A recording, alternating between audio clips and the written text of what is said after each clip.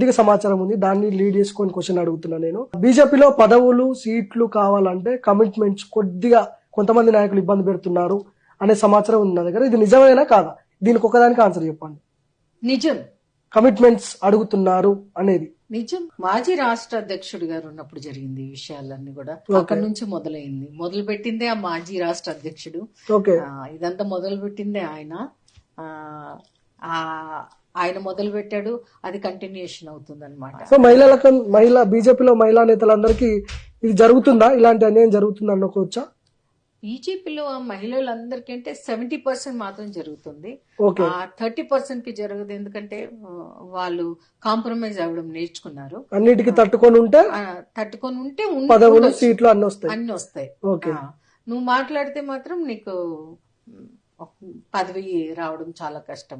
నేను ఇది ఒక ఆఫీసర్ భార్యగా మాట్లాడుతున్నాను. చాలా అంటే నేను మాట్లాడుతున్నానంటే ఇంత మాకు బాధ పెట్టుంటే నేను ఈ రోజు ఈ విషయాలన్నీ మీ ముందు మాట్లాడుతుండొచ్చు.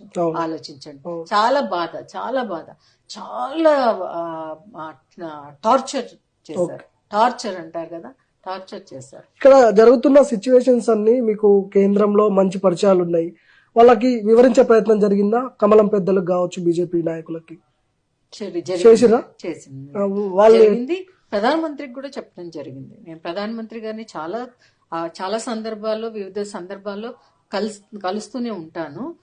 వారికి కూడా చాలాసార్లు చెప్పాను ఇక్కడ పరిస్థితి గురించి, తప్పకుండా చూస్తాను అని వారు అన్నారు. పెద్దలకు కూడా చెప్పాను. కానీ కొంతమంది పెద్దలు అక్కడ ఉన్న వాళ్ళు కూడా ఇక్కడ వీళ్ళ ఇన్ఫ్లుయెన్స్ లో ఉన్నారనమాట. సో మనం ఎంత చెప్పినా గానీ వాళ్ళు మళ్ళీ వీళ్ళు పోయి చెప్పడం వేరు ఉంటుంది. కానీ ఏదేమైతే గానీ నేను పెద్దలకు చెప్పాను. నేను ఇక్కడ కూడా భయపడలేదు. పెద్దలు మోదీ గారికి చెప్పాను, అమిత్ షా గారికి చెప్పాను, సంతోష్ జీ గారు కూడా చాలా సార్లు చెప్పాను నేను ఈ విషయం.